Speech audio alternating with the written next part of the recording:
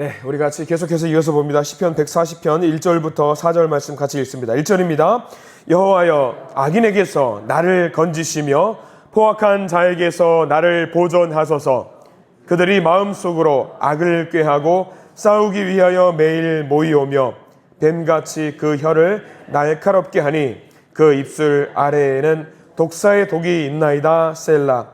여호와여, 나를 지키사 악인의 손에 빠지지 않게 하시며 나를 보존하사 포악한 자에게서 벗어나게 하소서. 그들은 나의 걸음을 밀치려 하나이다. 아멘. 오늘 이 말씀 가운데 하나님의 은혜가 있기를 간절히 기도하고 소망합니다. 우리 오늘은 오늘부터는 달리 인사할 겁니다. 저를 따라서 하십니다. 하나님과 동행하겠습니다. 우리 옆 사람 축복하면서 하나님과 동행하세요. 아멘. 하나님과 동행하시는 우리 믿음의 성도님 되시길 바랍니다. 시편 140편 말씀을 우리 계속해서 읽게 됩니다. 140편 말씀은요, 다윗이 악인들을 고발하는 시입니다. 다윗이 악인들을 이제 고발하고 있는 어떤 탄원의 시인데, 우리가 읽은 핵심적인 내용은 1절부터 4절인데 사실 전체 말씀을 다 봐야 됩니다. 13절까지 말씀이 있는데요, 13절까지 말씀을 다 봐야지 140편 말씀을 우리가 온전히 이해할 수 있습니다. 악한 자들로부터 지켜주세요. 오만한 자들로부터 지켜주세요. 그렇게 기도하고 있는 다윗의 시인데, 악한 자들이 늘 그런 생각을 한답니다. 악한 생각을 하고요, 악한 말만 하고요, 악한 생각들을 그 가슴 속에 품고 다니고 있다. 하나님, 그 악한 자들을 좀 어떻게 좀 만들어주세요라고 고백하고 있는 시거든요. 상대방을 넘어뜨리기 위해서, 상대방을 잡아뜨리기 위해서 하나님께 고백하고 있는 시예요. 이런 사람들 만나면 어떻습니까? 악한 생각만 하고, 악한 말만 하고, 악한 마음만 품고 있는 사람 만나면은요, 마음이 너무 힘들어요.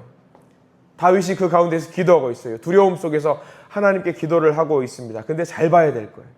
잘 봐야 되는 말이 있어요. 뭐냐면, 다윗이 그 악한 사람들을 두려워하고만 있는 것이 아니라, 악한 사람들을 보면서 걱정하고 있는 것이 아니라 온전히 그 상황 속에서 하나님을 의지하고 있다는 것이 이 시편 140편 말씀에는 드러나고 있어요.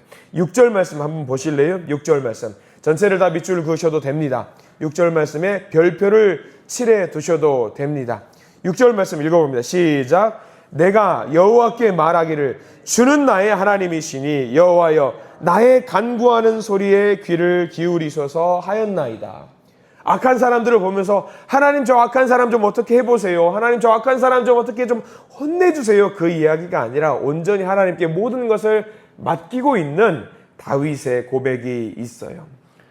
사실 우리가 사람의 삶이라고 하는 것이 그렇습니다. 살아가는 동안 악한 일들만 있고요, 괴로운 일들만 있고요, 아픈 일들 정말 많이 경험하게 되는데, 그런 일들이 없었으면 좋겠는데 죄송하지만 있습니다. 앞으로도 있을 겁니다. 지금까지만 있었던 것이 아니라 우리가 이렇게 하나님께 모든 것을 맡기고 기도한다라고 했을 때에 앞으로 내 삶이 괴로운 일이 없었으면 좋겠지만 아니요, 죄송합니다. 있을 겁니다. 근데 그럴 때에 두려워하지만 마시고, 괴로워하지만 마시고, 아파하지만 마시고, 그 모든 것을 주관하시는 하나님께 의지하는 기도를 올리시는 저와 여러분들 되시길 간절히 축원합니다. 하나님을 의지하면서도 다윗은 지금 무조건적으로 하나님, 저들이 나빠요, 저 사람 못됐어요, 저 사람 힘들게 해요, 고발만 하고 있는 것이 아니라 하나님을 의지합니다 라고 6절에 고백을 하고 있어요. 그리고 하나 더 나아가서 제일 끝절 13절도 중요하거든요. 13절 말씀. 의지하는 마음, 의탁하는 마음. 사실 6절이 없었다면, 13절이 없었다면요, 다윗은 나쁜 왕이었을 겁니다. 하나님, 저 사람 나쁘니까 혼내주세요, 그 말만 있었으니까요. 근데 6절과 13절. 자, 13절 한번 읽어볼까요? 시작. 진실로 의인들이 주의 이름에 감사하며 정직한 자들이 주의 앞에서 살리이다. 그러니까 그냥 투덜거리는 것이 아니라 그냥 하나님 저 사람들 좀 어떻게 해주세요, 그게 아니에요. 내가 하나님 앞에서 의로운 자로 살겠습니다. 내가 하나님 앞에서 정직한 자로 살겠습니다. 지금 그 고백하고 있는 거예요. 다윗이 지금 이런 고백을 할 수 있는 이유, 다윗이 정말 두려워하고 있는 것은요, 악한 자들로부터 받게 되는 고난이 아니에요. 저 자들이 나를 힘들게 하지요, 저 자들이 나를 괴롭게 하지요, 그 고난이 두려워하는 게 아니라 진짜로 다윗이 두려워하고 있는 것은 저런 악한 사람들과 내가 똑같게 될까 봐, 저런 나를 괴롭게 하는 사람과 똑같은 사람이 될까 봐 그것을 괴로워하고 두려워하고 있어요. 가끔 우리가 운전하시는 분들, 나는 조심한다고 운전해요. 나는 운전한다고 정말 조심히 운전해요. 근데 갑자기 누가 빡 나와가지고 나를 위협하는 운전을 합니다. 그러면 간혹 가다가 어떤 분들이 계시냐면요, 화가 잔뜩 나가지고 엑셀레이터를 쫙 밟아가지고 그 사람 앞에서 똑같이 위협하는 행동을 할 때가 알게 모르게 갑자기 내 마음에 드러날 때가 있습니다. 그러면 어떤 사람이 되는 줄 아세요? 나도 그 사람과 똑같은 사람 되는 거예요. 다윗이 지금 그게 두려운 거예요. 저들 악한 자들과 똑같이 행동하면 나도 악한 사람이 되니까 하나님, 저는 그러지 않게 해주세요. 하나님, 나를 욕하는 사람이 있다고 한다면요, 하나님, 나는 저 사람과 똑같이 않게 되게 해주세요. 지금 그 기도하고 있는 거예요. 다윗도 마음을 다부지게 먹지 않았다면요, 얼마든지 악한 자와 똑같이 살 수 있었어요. 어떤 상황이냐? 사울이 다윗 자기를 쫓아다녀요. 자기를 죽이려고 해요. 다윗이 도망가요. 근데 다윗이 숨어있는 굴에 사울이 용변을 보러 들어오잖아요.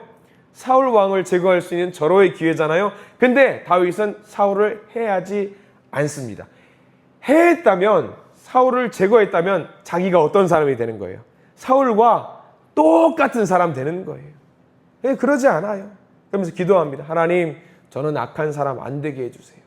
저는 하나님 앞에 의로운 사람 되게 해주세요. 다윗이 격분할 만 하잖아요. 화낼 만 하잖아요. 주변에 있는 사람들이 사울을 제거해도 된다고 이야기하잖아요. 자기 편 들어주잖아요. 얼마나 좋아요. 그 순간 제거해도 돼요. 근데 그렇게 하지 않아요. 우리 몇 번이나 그래요? 2번이나 그래요. 사울을 살려줘요. 왜냐하면 다윗은 알고 있었습니다. 자기가 사울 왕과 똑같이 되어서는 안 된다라는 것을 알고 있었습니다. 그래서 사울을 잡을 수 있는 기회가 있었음에도 불구하고 그를 살려둡니다. 그런 마음을 갖고 있으니까 이스라엘의 왕이 될 수 있었던 겁니다. 얼마나 귀한 마음인지 몰라요. 사람들은 그렇게 살 때가 많이 있거든요. 다윗이 정말 끔찍하게 싫어했던 것은요, 악한 것 그 자체예요. 우리가 결단하며 살아갈 이유가 거기 있습니다. 우리가 가정에서요, 교회에서요, 교제의 자리, 여러 모임에서 악한 것들이 보일 때가 있어요. 악한 상황들이 보일 때가 있습니다. 마귀와 사탄의 술수가 보일 때가 있습니다. 의인의 수, 악인의 수가 의외로 간단합니다. 우리가 해야 될 일도 명확하게 보입니다. 정말 악한 것들이 보일 때에 여러분들 그렇게 기도하세요. 주님, 제가 절대로 마귀가 원하는 대로 행동하지 않겠습니다. 주님, 정말 마귀가 원하는 대로 살지 않겠습니다. 한 목사님 이런 간증을 하셨어요. 교회에 심각한 다툼이 있었답니다. 2개의 파로 나뉘어가지고 다퉈요. 한 파가 목사님을 찾아왔어요. 그 파가 와서 목사님께 그런 말을 하는 거예요. 목사님, 우리들은요, 목사님 편이에요. 목사님, 여기서 절대로 약해지시면 안 됩니다. 목사님, 그들을 우리 교회에서 모두 내쫓아야 합니다. 목사님, 그래야 우리 교회가 살 수 있습니다. 마지막 말이 정말 시험의 말이었어요. 뭐냐면, 목사님, 우리가 있습니다. 힘을 내세요.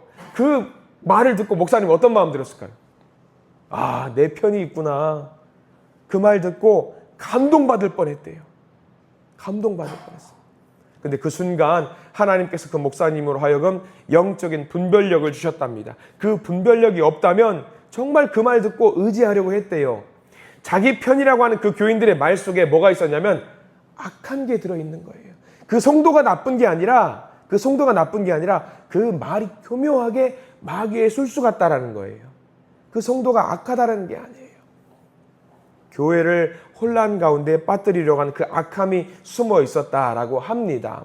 그래서 그 목사님이 어떻게 하셨을까? 깊은 기도를 하고요, 성도로 하여금 하나님을 찾고 하나님께서 역사하실 수 있는 분위기를 만들었답니다. 3개월 정도 그렇게 성도들과 함께 기도 훈련을 했습니다. 묵묵하게 기도 훈련을 했습니다. 그 3개월이 지나니까요, 점점 성도들 간의 미움과 다툼이 사라지더랍니다. 만약에 그 순간에 그 말을 듣고 목사님이 중심 잡지 못하고 그 편에 속해 있을 때에 그럼 어떻게 됐을까? 교회가 아마 분란이 됐을 거랍니다. 만약에 그때 목사님을 위로한답시고 그 성도들의 말을 들어서 목사님이 요동을 했다면 교회는 해산이 되었겠죠. 교회에서요, 내 편인가 상대편인가 이거는 전혀 중요한 게 아니에요. 왜? 우리는 이미 누구 편이기 때문에. 이미 우리는 예수님 편이기 때문에. 누구 편인가가 중요하지 않아요. 다만 중요한 건 있죠. 내가 정말 예수님 편에 서 있는지 아닌지 그게 중요해요. 이미 나와 상대방이라고 하는 그 사람도 이미 누구 편이에요?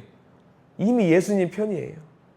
나와 적대시하는 그 사람도 이미 누구 편이냐? 예수님 편이에요. 그럼 나는 누구 편이에요? 나도 예수님 편이에요. 그럼 싸울 이유가 있어요, 없어요? 없어요. 같은 편이잖아요. 예수님 편인지 아닌지가 중요합니다. 그걸 분별해야 합니다. 그게 무엇보다 중요하더라고요. 그러면 혼란의 시간이 있을 때 우리가 뭘 하면 될까? 아주 간단합니다. 악한 자를 볼 것이 아니라, 악한 상황을 볼 것이 아니라 악한 상황 너머에 있는 주님을 바라보기만 하면 되는 거더라고요. 우리가 예수 그리스도를 주목하지 않으면 우리는요, 우리 자신도 모르는 사이에 악한 자를 닮아가게 돼요. 악한 자를. 그러니까 우리 가운데 혹시라도 고난이 찾아오신 분들, 혹시 아픔이 찾아오신 분들, 그 상황 속에서 두려워할 것이 무엇이냐? 그 악한 상황, 어려운 상황, 고난의 상황을 바라볼 것이 아니라 그 뒤에서, 그 너머에서 그거를 조율하고 계시는 하나님을 더 두려워해야 돼요. 그게 제일 중요합니다. 오히려 하나님을 두려워하면은요, 그 고난과 아픔이요, 전혀 신경 쓰이지 않게 됩니다. 그래서 우리 믿음의 성도님들은요, 그 고난을 통해서 너머에 계신 주님을 바라볼 수 있는 그런 능력을 달라고 여러분들 기도하시는 저와 여러분들 되시기를 축원합니다. 여러분들, 고난이 없으면 좋을 것 같죠. 아픔이 없으면 정말 좋을 것 같죠. 근데 지난 날들 한번 생각해 보세요. 정말 생각해 보세요. 시련과 고통이 있을 때에 여러분들 하나님 찾아요, 안 찾아요? 하나님 붙들어요. 근데 여러분들 고난이 없이 평안한 일들만 계속 있으면 하나님 찾아요, 안 찾아요? 찾아요, 하셔야죠. 찾아요. 근데 안타까운 것은요, 시련과 고난이 있을 때 오히려 하나님을 찾았고 평안한 일이 있을 때는요, 하나님 좀 덜 찾으셨을 겁니다. 그럼 여러분들 물어볼게요. 고난이 있을 때, 시련이 있을 때, 고난 가운데, 시련 가운데 하나님을 찾는 여러분들이 좀 믿고요, 고난이 있어야 돼요, 없어야 돼요? 저는 고난이 조금은 필요하다고 생각을 해요. 너무 평안한 일만 있으면은요, 우리가 하나님을 안 찾더라고요. 교만해지더라고요. 이 믿음 생활 안 해도 이렇게 잘 술술 풀리는데 뭐하러 하나님 믿나? 그런 마음이 갖게 돼요. 이게 악한 거예요. 다윗은 그게 걱정됐던 거예요. 그러니까 하나님, 제가 여러분들께 늘 기도하는 바 중에 하나가 이겁니다. 하나님, 우리 성도님들 견딜만한 아픔만 주십시오. 견딜만한 아픔만. 그럼 이 견딤을 통해서 누구를 찾게 되냐면요, 하나님을 찾게 되더라고요. 로마서 8장 18절 이런 말씀이 있어요. 생각하건대 현재의 고난은 장차 우리에게 나타날 영광과 비교할 수 없도다. 고난이 있대요. 근데 그 고난을 넘어서야 된대요. 왜? 그 고난을 넘어서면은요, 우리에게 주어질 영광이 있는데 지금 우리가 당하는 이 고난과는 비교할 수 없을 정도로 큰 영광을 하나님이 주신다라고 하는 거예요. 그러면 지금 우리에게 처해진 어떤 고난과 어려움, 이거 문제가 안 되고 오히려 그것을 복이라고 여기셔야 됩니다. 생각을 달리 해야 돼요. 세상이 악할 때에, 우리 주변에 악한 자가 있을 때에, 고난이 있을 때에 오히려 우리는 그때에 고난을 바라보지 말고, 악한 것 바라보지 말고 예수님을 바라보는 그 일에 힘쓰시기를 간절히 축원합니다. 주님과 동행하십시오. 주님과 동행하셔서 악한 세상 가운데 정말 빛의 자녀로, 의로운 자로 정직하게 살아가시는 믿음의 성도들 되시기를 간절히 축원합니다. 그러면 그 고난 너머에서 하나님께서 우리를 팔 벌려서 우리를 안아주고 기다리고 계시는 그 하나님을 바라보시게 될 겁니다. 그 복을 오늘 하루도 온전히 누리시는 저와 여러분들 되시기를 간절히 축원합니다. 기도하겠습니다. 주님, 우리의 삶 속에서 힘들고 어려운 문제들이 올 때에 우리들의 마음으로, 이 순수한 마음으로, 의로운 마음으로 하나님을 찾는 기도할 수 있도록 저희들 인도해 주시옵소서. 늘 우리가 주님에게만 집중하기를 원합니다. 사랑의 주님, 하나님의 은혜를 기다리며 오늘 하루도 시작합니다. 이 예배를 드리는 주님의 자녀들, 악한 자로 인해서, 악한 상황으로 인해서 고통받고 있는 주님의 자녀들이 있습니다. 이 상황 속에서 온전히 주님 바라보게 하시고 주님을 찾을 수 있는, 그래서 주님 기도할 때에 응답받는 소중한 주님의 자녀들로 주님 저희들 인도해 주시옵소서. 우리들에게 주님을 바라보는 눈을 뜨이게 해주시고 고난도 복이라는 것을 믿게 해주시고 우리의 삶 전체가 온전히 바뀔 수 있는 놀라운 은혜를 경험할 수 있는 믿음의 자녀들로 우리를 삼아 주시옵소서. 예수 그리스도 이름으로 간절히 기도드립니다. 아멘.